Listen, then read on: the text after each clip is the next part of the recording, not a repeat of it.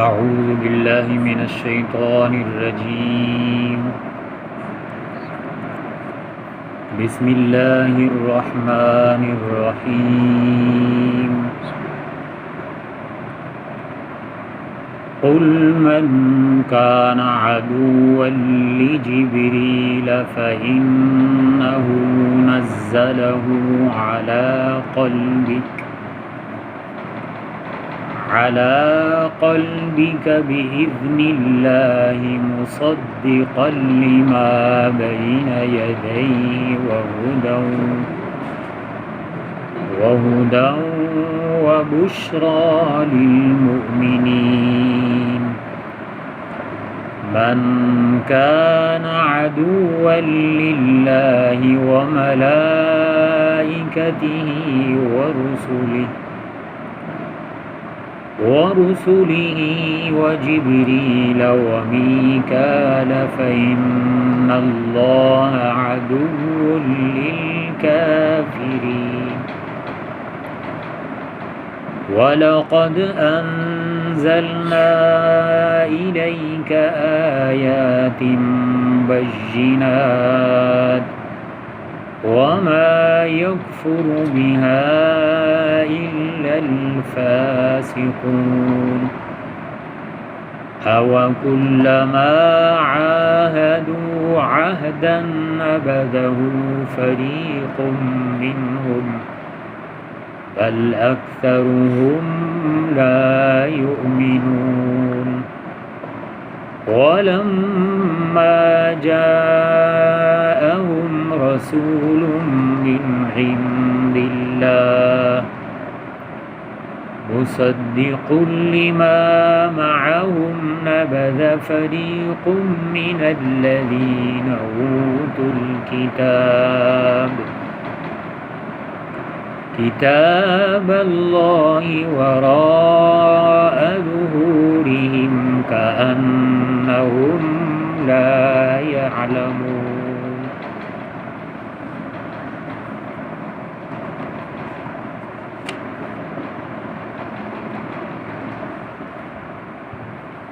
قل کہہ دیجئے من کانا کون ہے عدوًا دشمن لجبریل جبریل علیہ السلام کا فإنہ پس بے شک اس نے نزلہ اس کو اتارا ہے علی قلبک آپ کے دل پر بإذن اللہ اللہ کے حکم کے ساتھ مصدقاً جو تصدیق کرتا ہے لما بین یدیہ جو کہ ان کے ہاتھوں کے درمیان ہے وہدن اور ہدایت ہے وبشرا اور خوشخبری ہے للمؤمنین ایمان والوں کے لیے.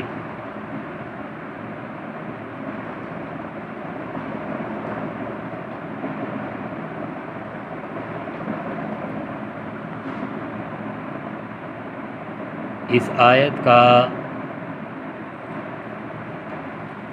شان نزول اور پھر اس کے ساتھ اللہ تعالیٰ کا یہ بیان فرمانا کہ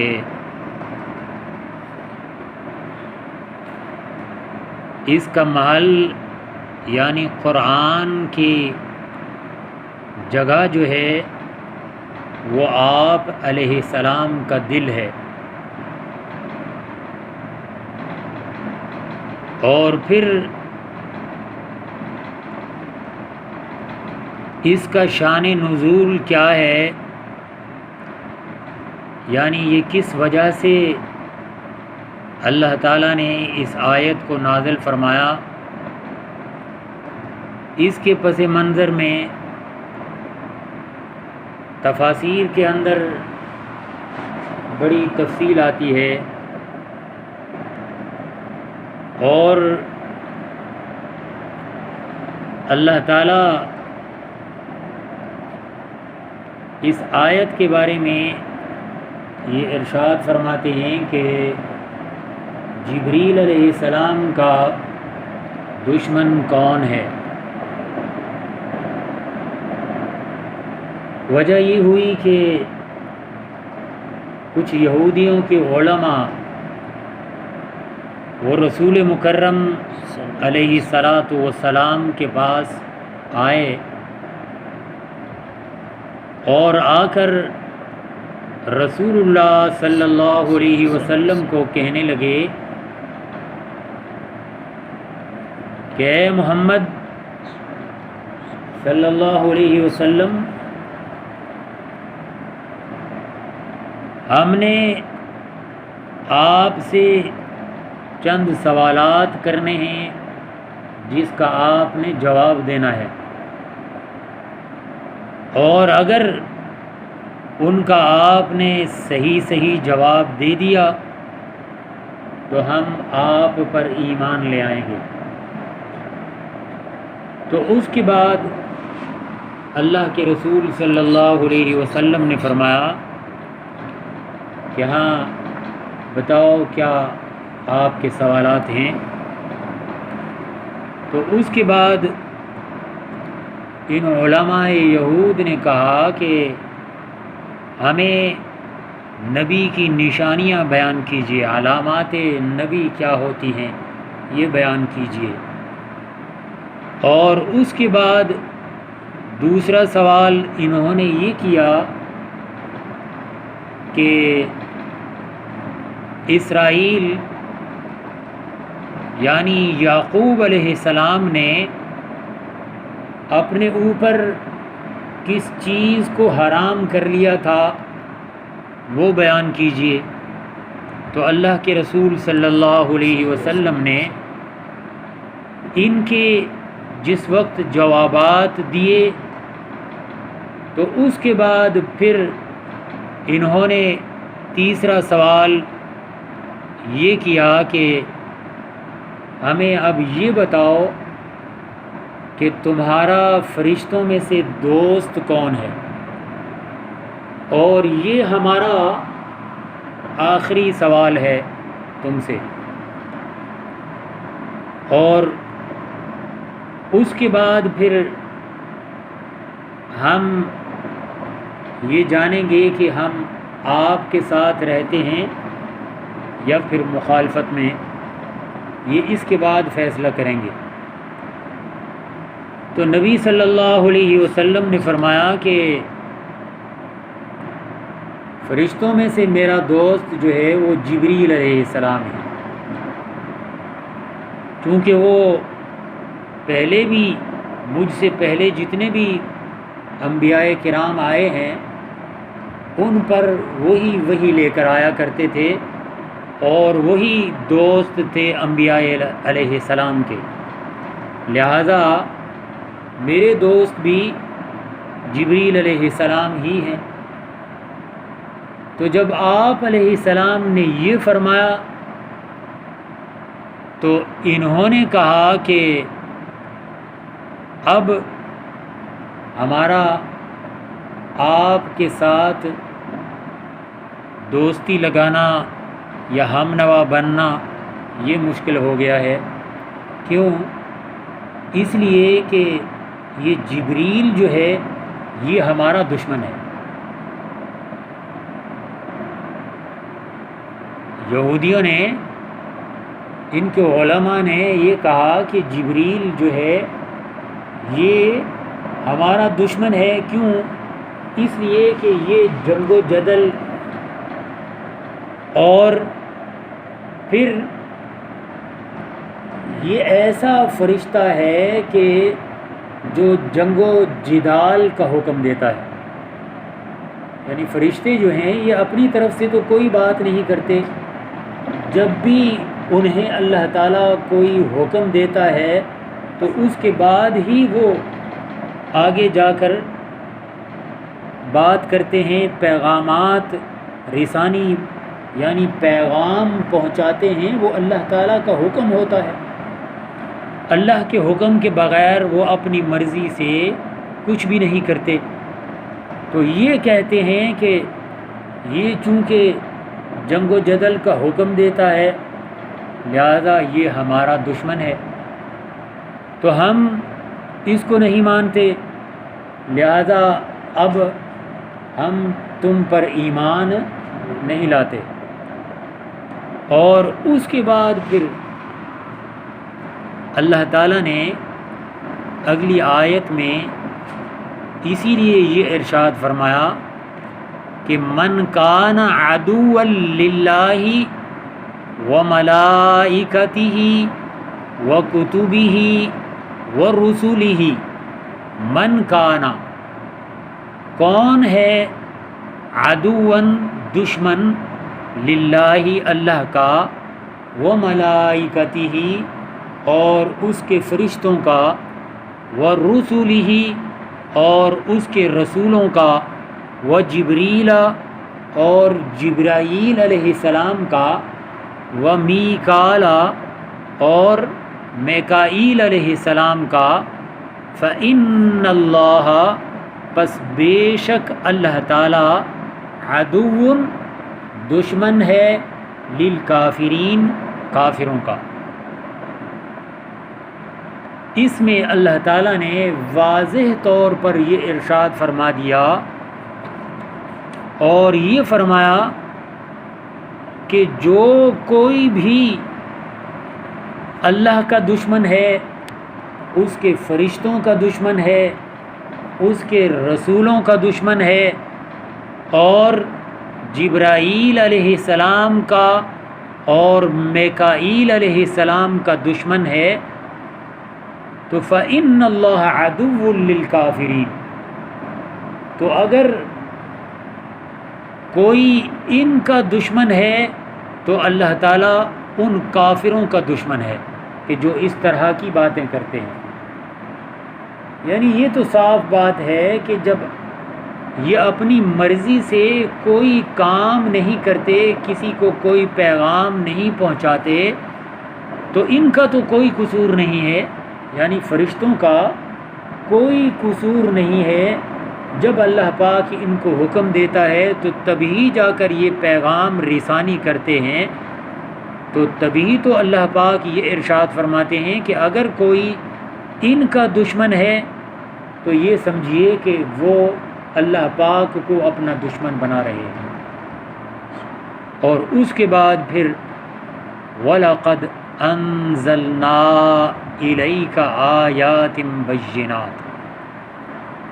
وَلَقَدْ اور تحقیق، انزلنا ہم نے اتارا، الیک آپ کی طرف، آیات نشانیوں کو، بینات واضح، وما یکفر بہا اور نہیں کوئی انکار کرتا ان کا، الا الفاسقون سوائے گناہ گاروں کے، فاسق و فاجر کے. اور اس میں اللہ تعالیٰ یہ ارشاد فرما رہے ہیں کہ اے نبی صلی اللہ علیہ وسلم، ہم نے اس قرآن کو آپ کے لیے واضح نشانی بنا کر بھیجا ہے. یعنی جس طرح کے دوسرے پیغمبروں کے لیے ہم نے معجزات مختلف قسم کے بھیجے، اسی طرح قرآن جو ہے یہ آپ کے لیے معجزہ ہے، آپ کی امت کے لیے آپ کی طرف سے معجزہ ہے. اللہ پاک کی طرف سے یہ معجزے کے طور پر اللہ پاک نے نبی صلی اللہ علیہ وسلم کو قرآن عطا فرمایا.